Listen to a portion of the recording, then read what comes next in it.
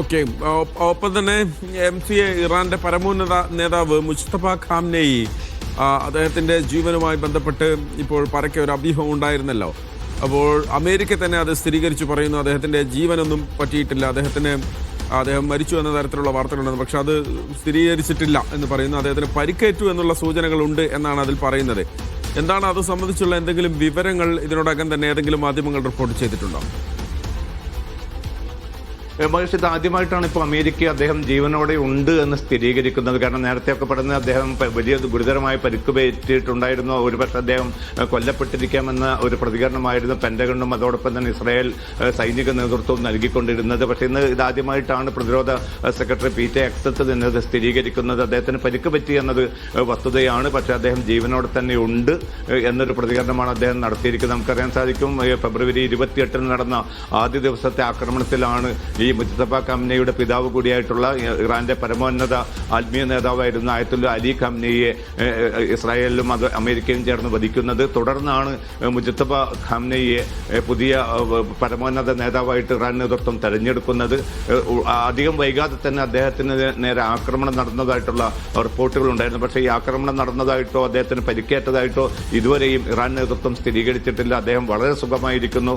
അദ്ദേഹം സ്ഥിതിഗതികളെല്ലാം ദൈനംദിന സ്വഭാവത്തിൽ തന്നെ യുദ്ധകാര്യങ്ങളും മറ്റും വിലയിരുത്തുന്നു എന്ന പ്രതികരണങ്ങളാണ് ഇറാന്റെ ഭാഗത്തുനിന്നും ഇതുവരെ വന്നുകൊണ്ടിരുന്നത്. എന്തായാലും അമേരിക്ക ഇന്നിപ്പോൾ സ്ഥിരീകരിച്ചിരിക്കുന്നു, അദ്ദേഹത്തിന് പരിക്ക് പറ്റിയിട്ടേ ഉള്ളൂ, അദ്ദേഹം ജീവനോടെ തന്നെ ഉണ്ട് എന്ന് ഇതാദ്യമായിട്ട് അമേരിക്ക ഔദ്യോഗികമായി തന്നെ സ്ഥിരീകരിച്ചിരിക്കുകയാണ്. ഓക്കെ. അതിനിടയിൽ ട്രംപിന്റെ ഭാഗത്തുനിന്ന് ഒരു പ്രതികരണം കൂടി വരുന്നുണ്ടല്ലോ. ഞാൻ ഇടപെട്ട് 10 യുദ്ധങ്ങളാണ് ഇല്ലാതാക്കിയത് എന്നുള്ള ഒരു പ്രസ്താവന കൂടി വരുന്നുണ്ടല്ലോ. അപ്പോൾ പശ്ചിമേഷ്യ ഉൾപ്പെടെ പല മേഖലകളിലും യുദ്ധത്തിന് തിരികൊളുത്തിയിട്ടുള്ളത് അമേരിക്ക തന്നെയാണ്. അതിനപ്പുറത്തേക്ക് അമേരിക്ക ട്രംപ് ഇടപെട്ട് നിർത്തിയ യുദ്ധങ്ങൾ ഏതൊക്കെയാണ് എന്നാണ് MC അദ്ദേഹം പറയുന്നത്. പല ഘട്ടങ്ങളിലും മഹേഷ്, ഇത് നേരത്തെ അദ്ദേഹം തന്റെ ഒരു അവകാശവാദമായിട്ട് 8 മാസത്തിനുള്ളിൽ 8 യുദ്ധങ്ങൾ നിർത്തി, അതോടൊപ്പം തന്നെ ഈ 10 മാസത്തിനുള്ളിൽ 10 യുദ്ധങ്ങൾ താൻ നിർത്തി എന്ന് നിരന്തരമായിട്ട് അദ്ദേഹം പറഞ്ഞുകൊണ്ടിരിക്കുന്നു. അതോടൊപ്പം തന്നെ പാകിസ്ഥാനും ഇന്ത്യയും തമ്മിൽ 2 ആണവ ശക്തികൾ തമ്മിലുള്ള ആ യുദ്ധം നിർത്തുന്നതിൽ താൻ നിർണായകമായിട്ടുള്ള പങ്കുവഹിച്ചു. അതല്ലായിരുന്നെങ്കിൽ ലക്ഷക്കണക്കിന് മനുഷ്യർ കൊല്ലപ്പെടുമായിരുന്നു എന്ന പ്രതികരണവും അത്തരം അവകാശവാദങ്ങളും നിരന്തരമായിട്ട് ട്രംപ് ഉന്നയിച്ചുകൊണ്ടിരിക്കുന്നു. ഇന്ത്യ കാര്യത്തിൽ ശക്തമായിട്ടുള്ള വിയോജിപ്പുകൾ രേഖപ്പെടുത്തുകയും അത്തരം അവകാശവാദങ്ങൾ വസ്തുതാപരമല്ല എന്ന് ഇന്ത്യൻ നേതൃത്വമൊക്കെ അറിയിക്കുകയും ചെയ്തു. പക്ഷെ പാക് നേതൃത്വം തിരിച്ചായിരുന്നു. ഈ ട്രംപ് നടത്തിയ ഇടപെടലിലൂടെയാണ് ഇന്ത്യ പാക് പിന്നെ ആ ഒരു യുദ്ധം വളരെ പെടുന്നതിനെ അവസാനിക്കാനുള്ള സാഹചര്യം ഒരുങ്ങിയത് എന്ന അർത്ഥത്തിലുള്ള ഒരു വിശദീകരണം നൽകുകയും ട്രംപുമായിട്ട് കൂടുതൽ ചേർന്ന് നിൽക്കുന്ന ഒരു സമീപനമായിരുന്നു പാക് നേതൃത്വം, രാഷ്ട്രീയ സൈനിക നേതൃത്വം ഒരുപോലെ തന്നെ സ്വീകരിച്ചിരുന്നത്.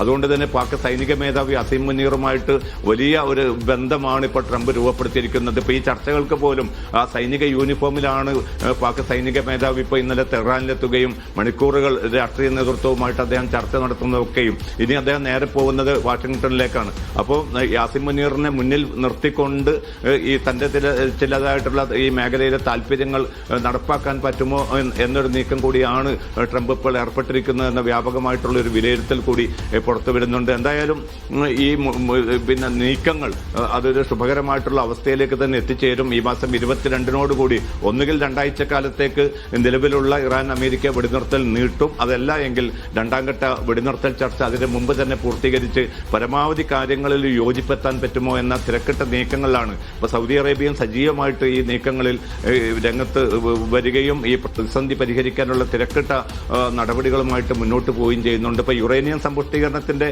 കാര്യത്തിലും മറ്റുമാണ് ഇപ്പോൾ പോലും അഭിപ്രായ ഭിന്നത നിലനിൽക്കുന്നത്. 20 വർഷത്തേക്കെങ്കിലും മൊറട്ടോറിയം പ്രഖ്യാപിക്കണമെന്നാണ് അമേരിക്ക നിർദ്ദേശിച്ചത്. പക്ഷേ 5 മുതൽ 10 വർഷം വരെ തൽക്കാലം അത് മരവിപ്പിച്ച് നിർത്താൻ ഇറാൻ സന്നദ്ധത അറിയിച്ചതായിട്ട് റിപ്പോർട്ടുകൾ പുറത്തു വരുന്നുണ്ട്. അതോടൊപ്പം തന്നെ ബാലിസ്റ്റിക് മിസൈൽ പദ്ധതി, പിന്നെ ഹോർമുസ് കടലിടുക്കിന് മേലുള്ള തങ്ങളുടെ സമ്പൂർണ്ണ അധികാരം ഉൾപ്പെടെയുള്ള വിഷയങ്ങളിലും വലിയ വിയോജിപ്പുകൾ നിലനിൽക്കുന്നുണ്ട്. പക്ഷേ ഈ ലെബനാനിലെ ഈ വെടിനിർത്തൽ പ്രഖ്യാപനം നിലവിൽ വന്നതോടുകൂടി ഇറാൻ മുന്നോട്ട് വെച്ച തങ്ങളുടെ പ്രധാനപ്പെട്ട ഒരു ആവശ്യം നിറവേറ്റിയ സാഹചര്യത്തിൽ 2ാം ഘട്ട വെടിനിർത്തൽ ചർച്ച കുറെ കൂടി എളുപ്പത്തിൽ തന്നെ അതിന്റെ തീയതിയും സമയവും നിശ്ചയിക്കപ്പെടും.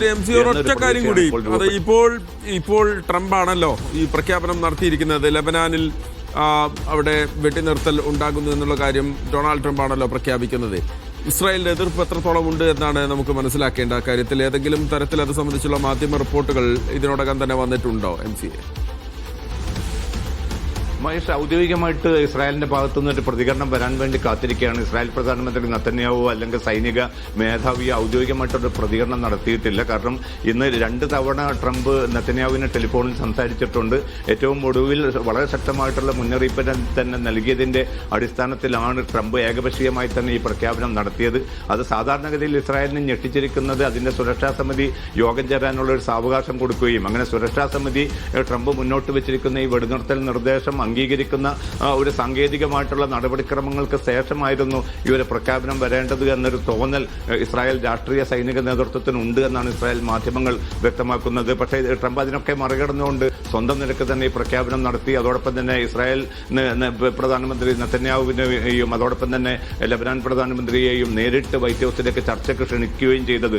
ഇതൊന്നും ഒരു കൂടിയാലോചനയുടെ അടിസ്ഥാനത്തിലല്ല എന്ന ഒരു വ്യാപകമായിട്ടുള്ള വിമർശനം ഇസ്രായേലിലെ രാഷ്ട്രീയ സൈനിക നേതൃത്വത്തിന് ഒരുപോലെ ഉള്ളതായിട്ടാണ് ഇപ്പോൾ ഇസ്രായേൽ മാധ്യമങ്ങൾ തന്നെ റിപ്പോർട്ട് ചെയ്യുന്നത്.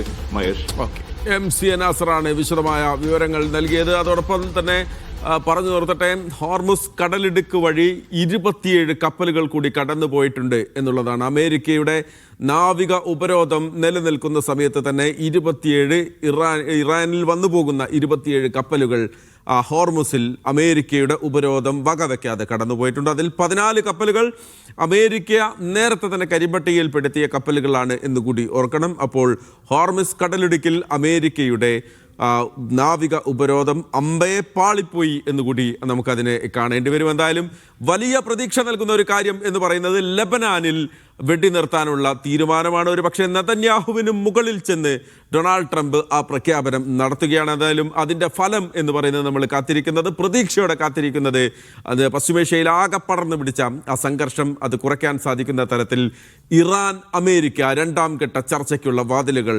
തുറക്കുന്നതാണ്. എന്തായാലും മധ്യസ്ഥ രാജ്യങ്ങൾ വളരെ ശ്രമകരമായി തന്നെ അതിൻ്റെ കാര്യങ്ങളിലേക്ക് കടക്കുന്നുണ്ട്. 1-2 ദിവസത്തിനകം തന്നെ അത് സംബന്ധിച്ചുള്ള ഒരു തീരുമാനം ഉണ്ടാകും എന്ന് തന്നെയാണ് നമ്മൾ പ്രതീക്ഷിക്കുന്നത്.